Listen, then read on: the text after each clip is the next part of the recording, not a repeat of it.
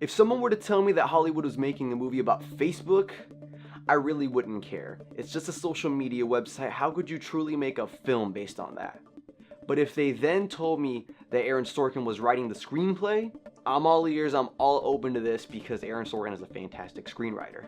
But if they then told me that David Fincher was directing this movie, my ticket would be bought that very second. The idea of a movie about Facebook is still a little odd, even to this day, I will admit. When I tell my friends about this movie, they're not too enthusiastic about watching a movie about Facebook. However, with David Fincher behind the cameras, we were bound to get something special, and special it was. I want to look at one particular sequence in the film, and that's when Eduardo's shares were diluted next to nothing. I've always loved this part of the movie, but I've never bothered really to see why. And just a quick disclaimer, the way I like to break down scenes or sequences, it might sound pretty obvious, but I like to just look at that little frame, the 2 to 4 to 5 minutes of what I'm looking at.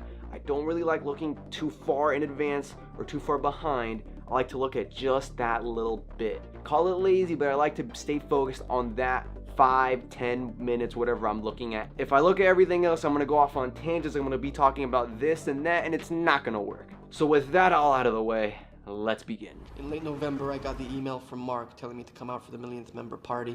What else did the email say? It said that we had to have a business meeting. Just from the delivery of his line, business meeting, you can tell that's not what went down that day.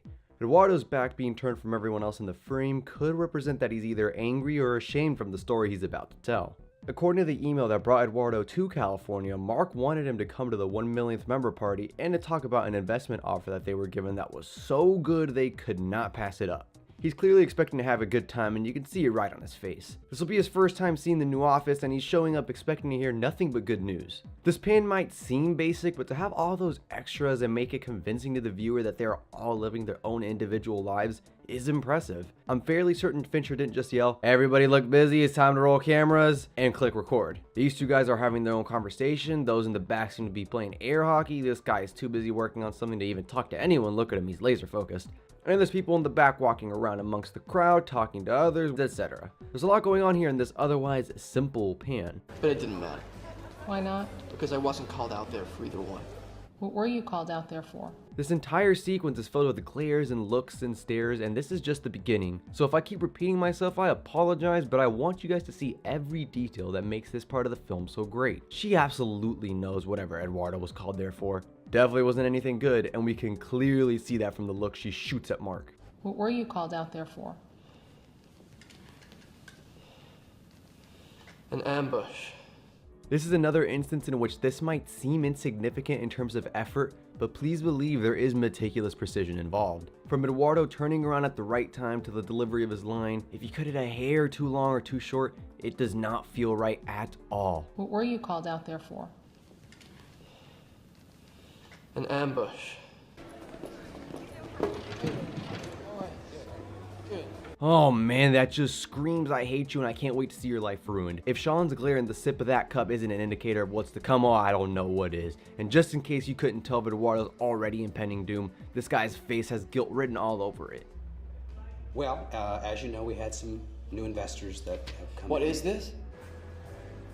I like that we can't hear a single word they're saying, but we already know exactly what's going on. I attribute this to the performances as well as everything that preceded this moment. Eduardo turning around angrily, the quick rack focus with Mark directly center of frame, and the close-up of Eduardo following. Visually, we know all hell's about to break loose. Now, any other director probably would have shot this bit handheld, which is completely fine. I would honestly do the same. The intensity's been ramping up, and it's typical to include more of a frenetic feel to the shot. However, Fincher still kept this silky smooth on a dolly of some sort. It gives it an eerie and unpleasant feeling. We've been conditioned to expect handheld, but we get this smooth motion instead. This is a perfect example that in film, rules are meant to be broken. Sorry, he's wired in. Is he? Yes. Nice touch to have some people in the background jump and others not. It's a very minor detail, but I appreciate anything to make a film as realistic as possible. As the altercation is happening, Eduardo is towering over Mark, while he's sitting down in a weak position, and Sean is in the back just spectating too with that stupid cup he's been sipping on. You were told that if new investors How came much along... were your shares diluted? How much were his? What was Mr. Zuckerberg's ownership share diluted down to? This was a nice cut. We get to build tension here rather than have Mark just telling Eduardo what his shares were diluted down to. Every time Eduardo says, It wasn't. feels like a band-aid slowly ripping off. And what was your ownership share diluted down to?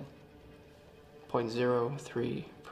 Oh man, that still hurts to hear even after rewatching this movie multiple times. The look on everyone's faces says a lot. The conversation here is clearly between Mark and Eduardo. We get the same over-the-shoulder shot of Eduardo and medium close-up of Mark when the conversation is strictly between them two. But when Sean tries to wheedle himself into something he's not a part of, we get a medium close-up of Sean and a close-up of Eduardo to visually convey the change in who the conversation is between. So we now know that these two shots represent the exchange between Mark and Eduardo, and these two represent the banter between Eduardo and Sean. Eduardo answers him here without even looking in his direction because he clearly doesn't care enough to give Sean the light of day. However, Sean sees this as an attempt to further the argument, so now we get a close-up of Sean. But we go back to the over-the-shoulder here, so now we're back to just Mark and Eduardo. Sean again attempts to sneak himself into the middle of the two, but this time we don't get a medium close-up, we jump right into a close-up to show that this time he's gonna get a reaction out of Eduardo. Sorry, my Prada's in the cleaners, along with my hoodie and my fuck you flip-flops, you pretentious douchebag. And that he does. Tell me this isn't about me getting into the Phoenix.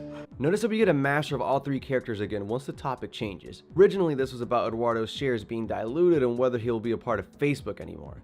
You were told that if new investors How came much along... were your shares diluted? How much were his? But now it's about Eduardo's theory as to why Mark would sabotage him like this. Tell me this isn't about me getting into the Phoenix. We still get the same coverage as before, over the shoulder of Eduardo, medium close-up of Mark, and the occasional medium close-up of Sean.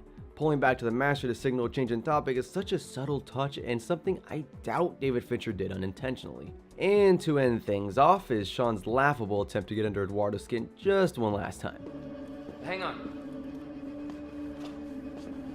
Almost forgot. Here's your $19,000. I wouldn't cash it though. I drew it on the account you froze. Well, at least he tried. I want to thank all of you for watching this video. If you could tell, I kind of did a revamp to my videos. I added more lights, a new mic. I'm trying to really make these videos as best quality for you guys. If you're spending time watching this video, I want it to be worth your time. If you guys like this video, you guys can check out my other videos. They're all roughly just looking at a particular scene or sequence in movies. That's what I like doing. So if you guys like this, I'm sure you'll like all the other videos I got, all 5 of them or whatever I got up. With that being said, I hope you guys like this video. Comment, tell me your thoughts, tell me your opinions, and I will be back as quick as possible. Again, I wear this to remind you guys what I'm actually doing when I'm not making videos. I'm not just sitting around. I'm actually somewhere, guys. So I hope I can be back as quick as possible for new movie related content to you guys. Thank you guys once again so much for watching, and I will catch you guys next time.